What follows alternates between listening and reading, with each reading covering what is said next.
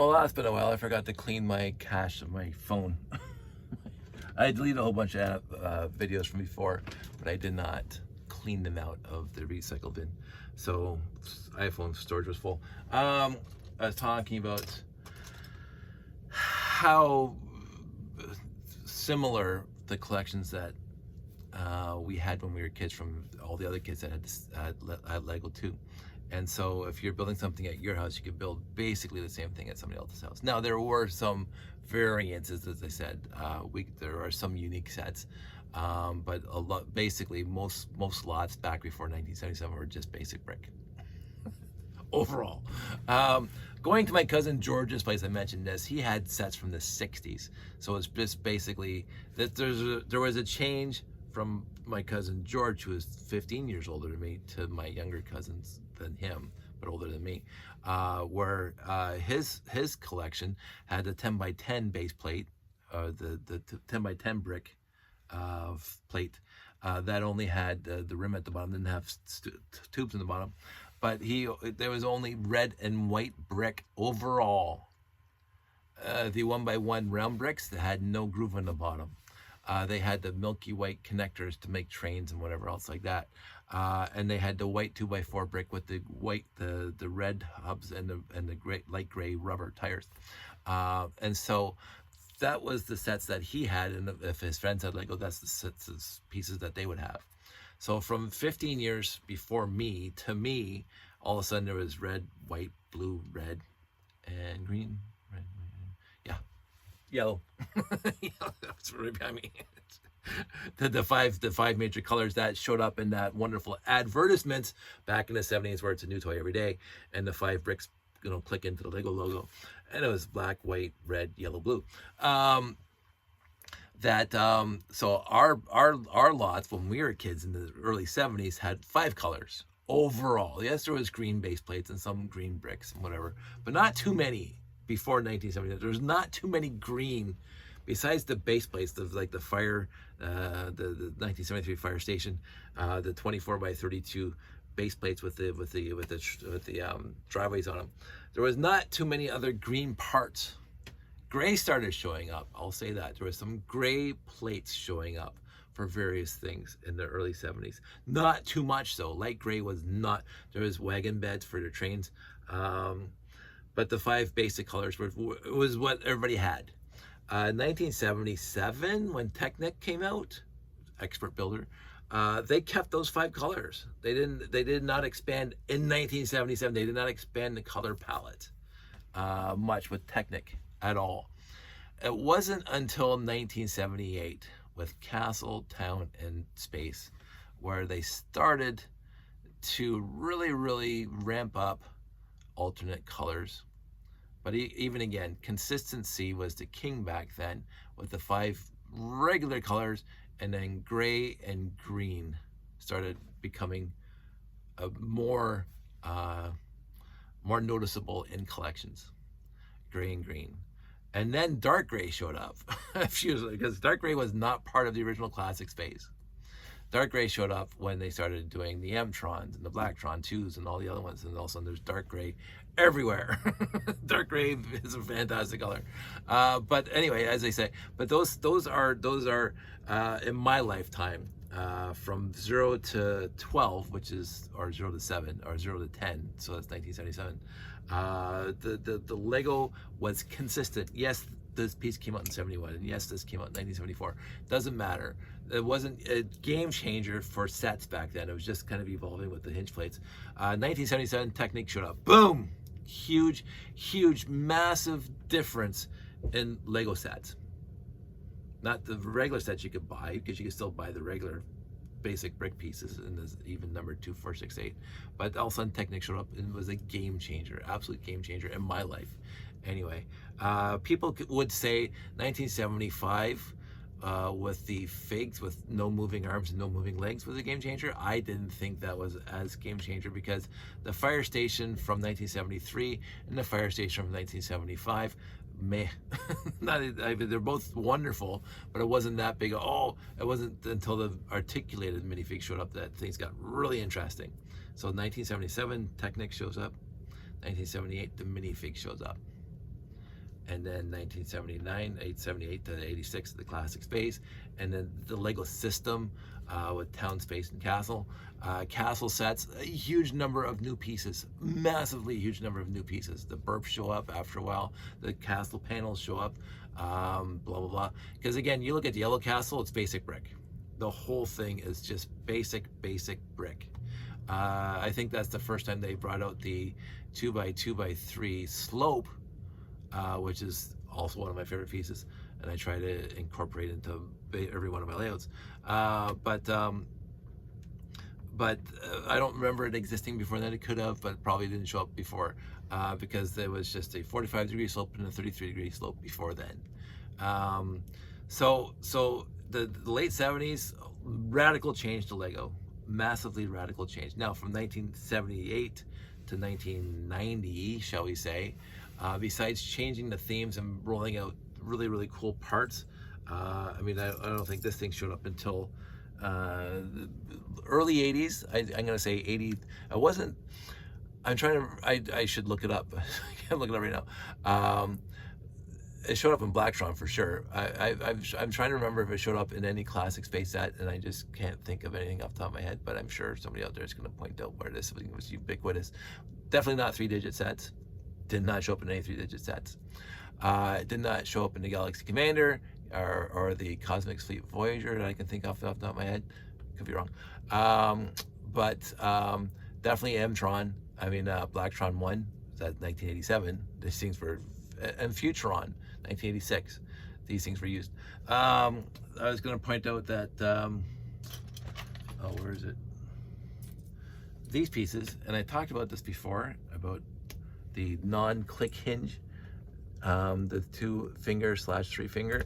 1982, the predecessor to this showed up in 1982, and I know it's 1982. It did not show up. Let me just, because I want to be very clear about this. I'm going to go to Lugnet because it's just easier. Lugnet, my favorite website ever. Lugnet.com, and I'm going to type in, as soon as it gets up, wait for it, 6950, boom. Oh, it's forums. Oh, I can't stand that. I don't want forums. I want set reference. Search the Mobile Rocket Transport Lego System Space Classic 1982. Yes, I was 100% right. Glad I checked it. 1982, the Mobile Rocket Launch Platform showed up. The Mobile Rocket Transport showed up. And if you ask a lot of classic space fans, this is one of those quintessential sets that you might want. But the 1982 set of the Mobile Rocket Transport, the very first release of this set, and I've done this a few times I can think about, the original hinge was not 3 fingers and 2 fingers. It was 2 fingers and 1 finger. So this little centerpiece was not there. Do I have that? Oh, I do. I can actually show you. Because I got used lots. I got these things. So let's just get these things ready. Agent USA. So this is a 2-finger/1 finger hinge plate, and this is a 3-finger/2 finger hinge plate. This was the original hinge plate in the Mobile Rocket Transport 6950. It also was, I think, the seismic vehicle, the smaller set that it was basically blue. I can't remember the set number, but it had the little coming off the back with the 2 mineral detectors in the back. It had a blue one of these. 1982, I think it was 1982 that set came out. These things were promptly discontinued. If you bought the original set in 1982, you would have gotten this piece. If you bought the exact same set in 1983, you would have gotten this piece in yellow.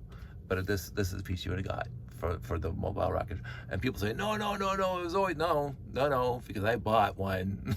I got one to use in life, but it was, I only have, out of all the mobile transports that I have, these are the only 2 ones that I have. And so I have a whole bunch of 2 fingers and only one finger. And it's exactly the same thing that they did to the 926 command center. The first year they released it, they were not ready yet. It was in process of being made, the wonderful, beautiful, sad they discontinued it, crater plate. It's 32 by 32 crater plate.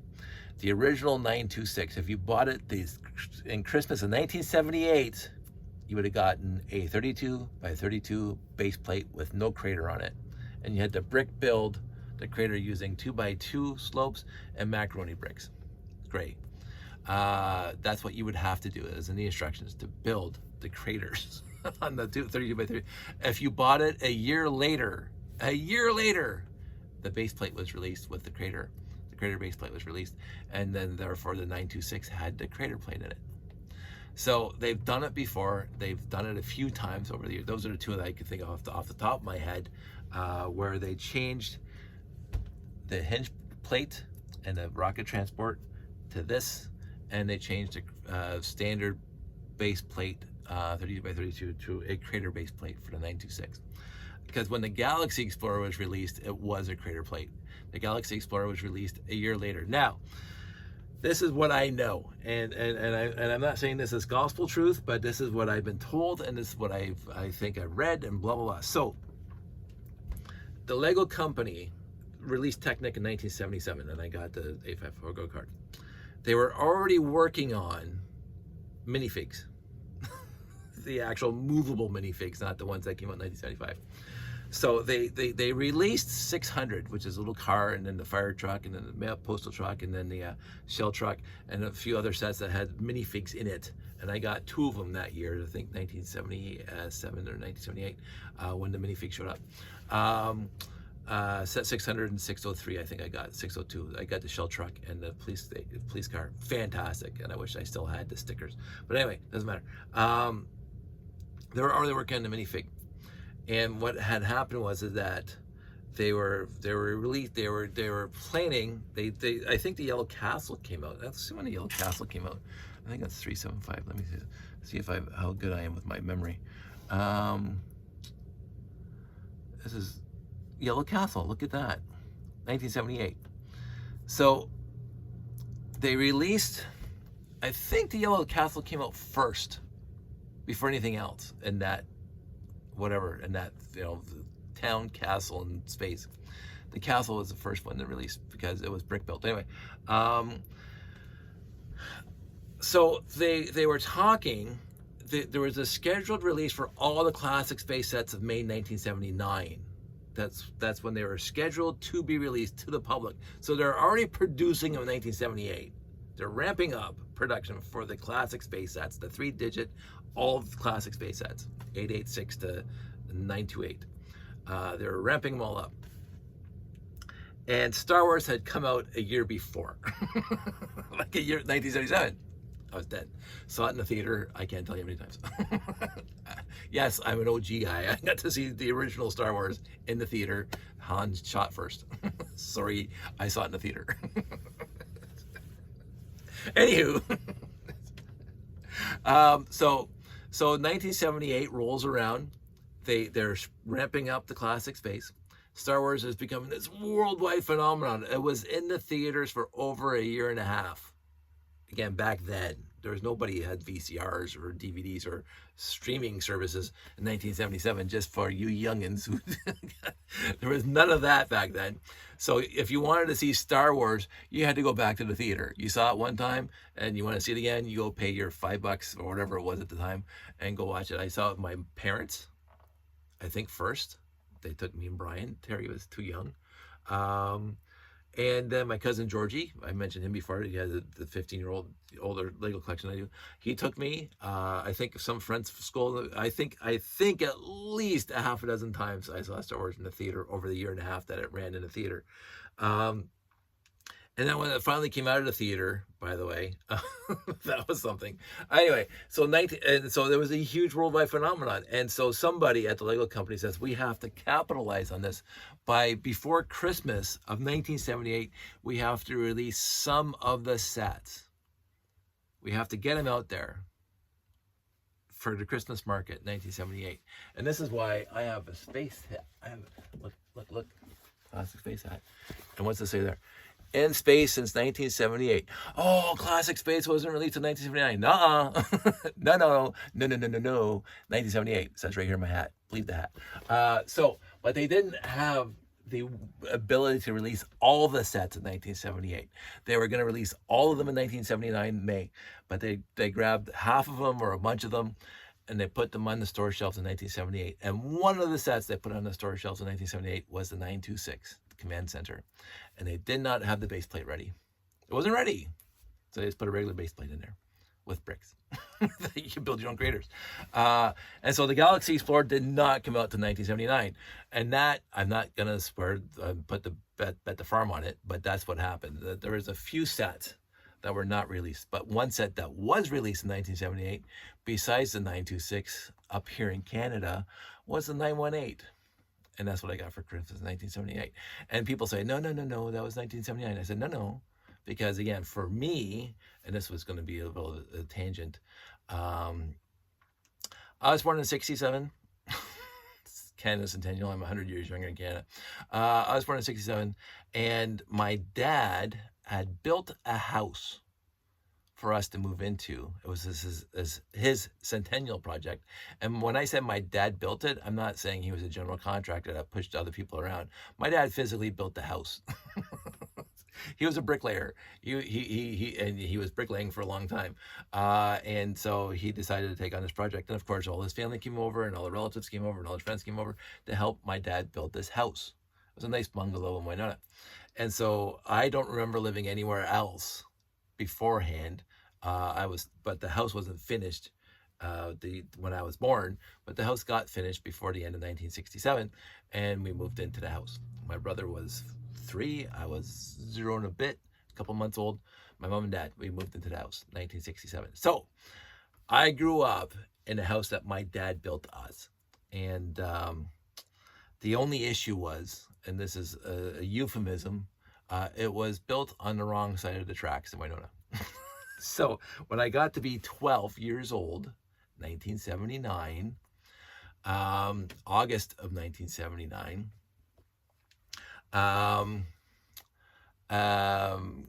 we moved. We moved from that house on the wrong side of the tracks to another house that my dad did not build on the good side of the tracks. And so that was August of 1979. And I got the 918 for Christmas at the old house. I had to pack it up and move it to the new house. And that was, and it's written in my memory, and it's the whole family's memory, August of 79 is when we moved. If we moved in 1980, I could say, oh yeah, maybe I did get that for Christmas in 1979 because I was still at the old house. No, I got the 918 Christmas old house. So I know the 918 was released prior to Christmas in 1970, or prior to 1970. It was released in 78, not 1979. So, but I cannot tell you all the sets. The list of sets that was released in 1978 versus 1979. The Galaxy Explorer is not released until 1979, probably May, because that was the original scheduled date for all of them to be released. But 1979, I would surmise now, May of 1979, is when they did release a 926 with the right base plate in it, the Crater base plate. I was told, although I can't confirm, that when you bought the 926 after May of 1979 and you got the Crater plate, it still came with the pieces to build the brick-built craters. The macaroni bricks and the 2x2 and the 2x1 slopes, gray slopes. I don't know. I know I got a 926 in a lot once. I can't believe where this is coming from. I got the 926 in a lot once that came with the box and instructions. And it had a Crater plate in it, and it had the 2x2 gray slopes, 2x1 gray slopes, and macaroni parts. But the box was already opened, and I can't. But I just assumed, because the whole lot seemed to be like the whole lot seemed to be like that the person who owned it kept everything separate. So but I never had a brand new one in box to verify that's what happened in 1979, that you still got the bricks to build the craters while you actually got a crater plate with you. Um, but I find this stuff to be intriguing for those who like the minutiae of this kind of crap. I don't lose any sleep over it, but when I'm talking about it, to me, it's kind of interesting. And listening to the fandom over the decades that I've been listening to fandom since the dawn of the internet, because that's what I've been listening to. That people do like to get, I don't want to use the word bogged down in it because that's kind of derogatory. People are interested in this kind of minutiae of historical stuff. I have, again, parenthetical, I used to have, I do not have it anymore. It's called The Making of Star Trek. I think it's David Gerald who wrote that, guy who wrote Troubled Tribbles.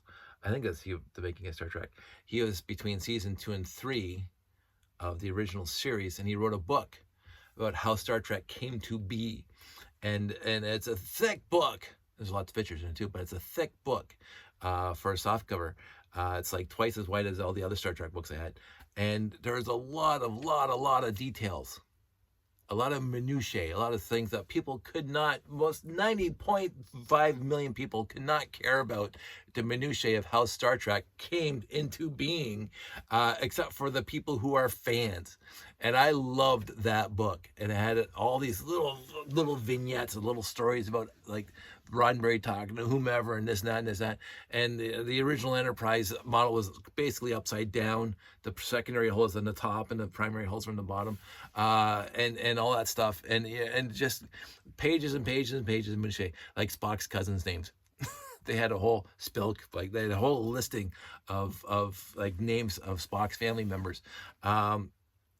And one of the producers of the show who got this memo from Roddenberry or whoever came up with these names said, I do not have the time to go through this list of 75 names to notice that the second name in column 2 is exactly the same as the 17th name in this column 7. And you look at it, yes, the guy had duplicate, because this is pre-word processors. This is typewritten. And so they're in this list of 75 names or whatever, how many names are on the page, there are duplicates, and somebody went, but he specifically said, I do not have the time to notice that line 2, section 7 is exactly the same as line 5, section 2. The name there, they're identical. That sticks in my head. I read that book 35 years ago. that vignette still sticks in my head. So I love trivia for the stuff I love. And again, not to try to end off this video with the talk about toxic gatekeepers again. I went to buy that book, and because I heard about it. I think I went down the Silver Snail. I can't remember where I picked it up from, because it wasn't in print in 1984 when I picked it up. Used bookstore somewhere. I found it, and I was actually looking for it because I heard about it in the grapevine of Star Trek fans.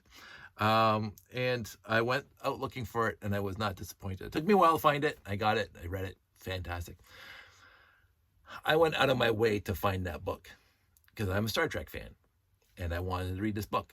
So when people start talking about why on God's green earth are you so getting down into the weeds about the most trivial stuff in the world, I just went on basically an hour rant, not a rant, discussing when this piece was released. and I told you, I like this 1x3 black brick was important to me. Like, who cares? I do. and since this is my channel, that's all that matters. So, I got into this conversation. I won't tell you what I was I was on TikTok, first of all, but I was on a channel of a person who has a like-minded appreciation of whatever that I have. And so I'm following some things that they post, and sometimes I read the comments, which is something I should not do. and the person in the comment basically said, I can't remember specifics, and I'll be very, very general about this, said, oh, why are you guys getting bogged down in this stuff? Like, what does this have to do with anything? Blah, blah, blah. And I said, I replied, well, this is kind of important in this specific instance. And so we had like a 15 rebuttal all the way down 15. And he basically finally said, why are you bothering me with this? Why are you, I don't use my name, but I'll say, why are you, what the person saying to me, Dave, why are you bothering me with this kind of, why are you responding to me here? Stop bothering me. And all of a sudden I stopped, because there's 15 replies. He's responds all the way down. And all of a sudden he's, leave me alone. What? Don't come at me, bro, as the kids say these days. And I stopped, and I thought, you, sir, or ma'am, or whoever you are, came on to this thread as an appreciation of X. This whole YouTube or the TikTok channel is to appreciate X, whatever X is. It could be Babylon 5, might be Babylon 5, it could be Star Wars, doesn't matter.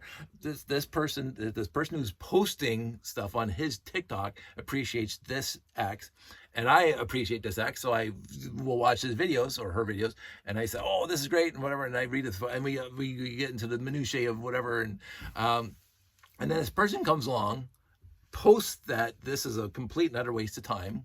Why would you even consider this? And and then we have 15 response thread where I say, maybe you want to think about it this way, or maybe because I'm not really, you right off the bat. I say, oh, that's an interesting take. Did you think about maybe like this is the way we're seeing it, and then he responded, and I responded, and I thought we were having a pretty pleasant conversation for a little bit, and all of a sudden we get 15 deep into it, and all of a sudden he says, stop bothering me, bro. Why are you coming at me, bro? You're wasting my time, bro. And I'm going, you came on to this thread, this channel that you're not interested in. You've made that perfectly clear, that you are not interested in this X. You're not interested at all. And yet you're interested enough to respond in a negative, derogatory, or bad way, saying, why are you guys wasting your time on this X? It's a waste of time. It's stupid, it's childish, whatever it is, which I've heard before. But I'm going, but you took the time. And then when I responded to you, you then took the time for 15 responses where I tried to, try to cogently, with rationality, explain why this is important to us. It doesn't have to be, and I also said, it doesn't have to respond, that nobody else has to care. If you don't care about X, then why are you here? I mean, why? Why do toxic gatekeepers who have this innate need, this innate and disingenuous and fatuous and hypocritical need to jump on a thread, on a channel that they don't like in the first place? They don't like it. They don't like it. Their first response is, this is the stupidest thing I've ever seen. Did you ever, why are you guys wasting your time on this? Why do you waste your time responding on a thread, posting on a thread that you're not interested in? Obviously, you're a troll. This is straight up, you're a troll. I mean, it's as simple as that. And that's what I said to him at the end. You're a troll. And I didn't ask you to post here. The content creator did not ask you to post here. I did not ask you to respond to my responses to your vacuously stupid, I didn't say that, but more political, vacuously stupid point. I didn't ask you to post that, but I responded to you. You responded back. We went 15 rounds, and all of a sudden now, stop coming at me, bro. Then don't respond. You're not welcome here. Well, if you don't want to hear what the people who appreciate this have to say, then don't be here. I don't appreciate. I'm trying to think what I don't appreciate. I don't appreciate Kardashians, not Kardashians. Although I don't appreciate those of you guys either, but I don't like Kardashians. I like Garrick. But I don't appreciate, there is nothing for me redeemable about Kardashians. Nothing. There's absolutely nothing on this planet that will make me want to watch them do anything. And so therefore, I don't watch them do anything. And yet, I will never go, I was going through my TikToks, and all of a sudden I see a Kardashian video. I don't feel like, I have this imperative need, this innate desire to lambast this post, the pro-Kardashian videos, or Kardashian videos. I don't go under, why are you guys wasting your time on these vacuous hairballs. I don't go on there. Why I just skip past it. It's like this is gonna be an odd way of putting it. I'm not gay. I'm really not gay. I have gay friends, blah, blah. You hear these stories again in the 21st century. If I'm driving home, not that I ever go to any bar, I don't feel the need to go into a gay bar and start bashing gay people. I actually love gay people. There's some of my friends are gay and I absolutely adore them. But I don't see the need for me to go into a gay bar to start saying, you guys are wasting your time and blah, blah, blah. I'm going, they're having their life over there. They're not bothering me over here. Like, why would you stop? It's like, nobody asked you to be here. So don't be here. If you don't want to be here and we don't want you to be here, then why are you here talking? I to this day, I'll never ever understand that need to disparage something that you don't like, but other people do like, and not just disparage. You come to their house. It's like you walk into somebody's house and you take a dump in their living room, and then you whine when you're called out on it. It's like, are you kidding me? Like I've never ever literally ever in my entire life understood that toxic. Thankfully they came up with a wonderful name for it because it's easier to say. Toxic gatekeeping. You're not doing it the way I like. You're doing the thing that I don't like, and I want therefore it to be removed. I'm going, other people like this. I don't like a lot of things. I don't like bars. I don't like going into bars. Never really had a want or a yearning to go into bars. I've been at many bars because my friends have mentioned that before. But again, I could live without them. I could absolutely live, and I have lived without them for a very long time. But I will never ever think we have to shut down the bars. Whoever goes in the bars is rah, rah, rah, rah. No, have at it. Over there. You go over there. Have your fun over there. If you like that, then you go do that. If I like this, I'm going to go do this. If I'm going on a TikTok thread and somebody's posting about X that I really appreciate, I'm gonna love it. I'm gonna sit there and be happy about it. Right now, my TikToks are being full of Babylon 5 videos, which makes me no end of happiness that I'm getting Babylon 5 videos on my TikTok. I love the whatever behind it. And so, this is already going on too long. The toxic gatekeeping and it's not just a science fiction community. It's not just a Lego community. It's not just a car enthusiast community. It's like all communities. There's always somebody doing a drive-by dumping. Literally always. There's always going to be somebody. There's going to be somebody of low intellect and limitless ego that think their opinion is what everybody else has to follow it. And then when you respond to them, they get their knickers in a knot and say, oh, don't come at me, bro. Then don't be here. Be somewhere else. Be somewhere else you want to be. That's it. I would never put any effort into disparaging something that I'm not liking, but other people like. That's perfectly harmless to me. That means nothing to me.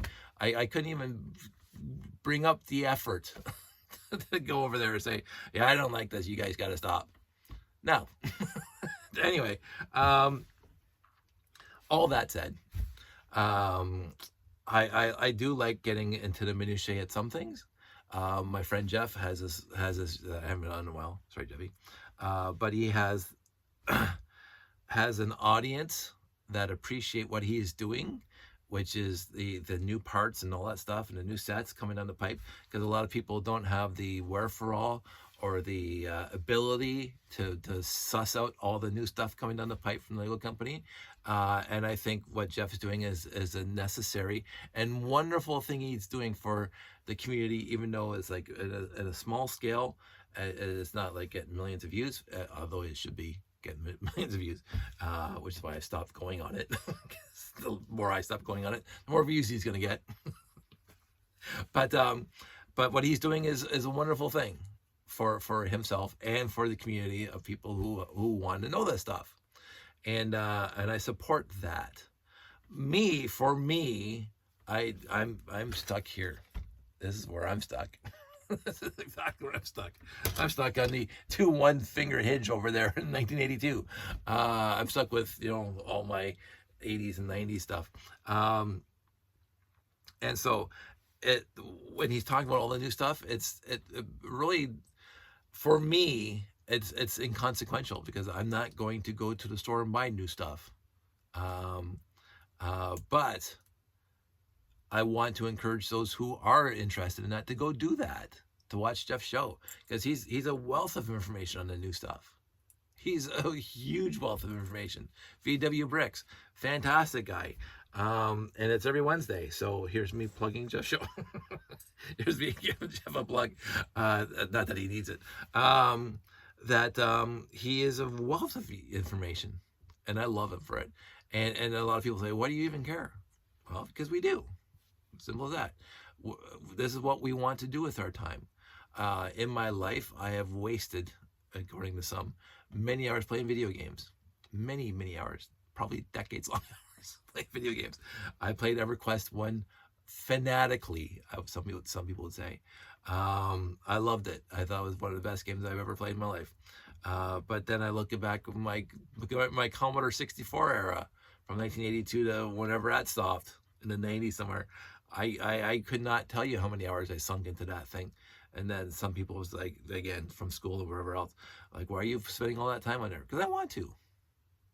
Why are you taking your time out of your day to tell me that you don't like what I'm doing? like what is that?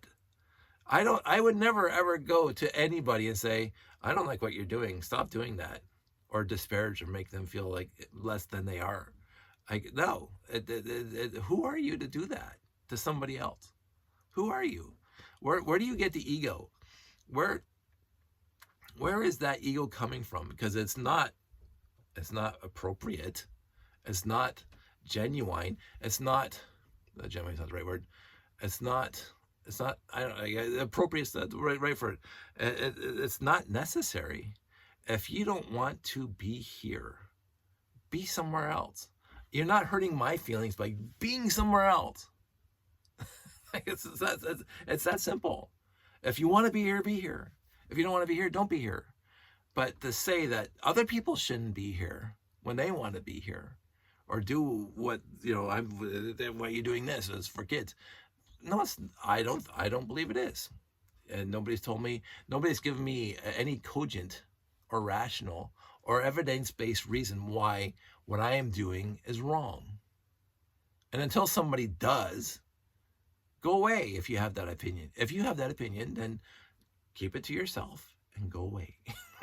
If you're on this thread where I'm liking whatever that person's posting, whatever X is, and I'm watching that and I'm appreciating that, and I respond to his comments, and we have this little back and forth of it, and you come along and say, rah, rah, rah, rah, toxic gatekeeping, blah, blah, blah, blah, blah, you guys, rah, rah, rah. No, be somewhere else. Be somewhere where you want to be.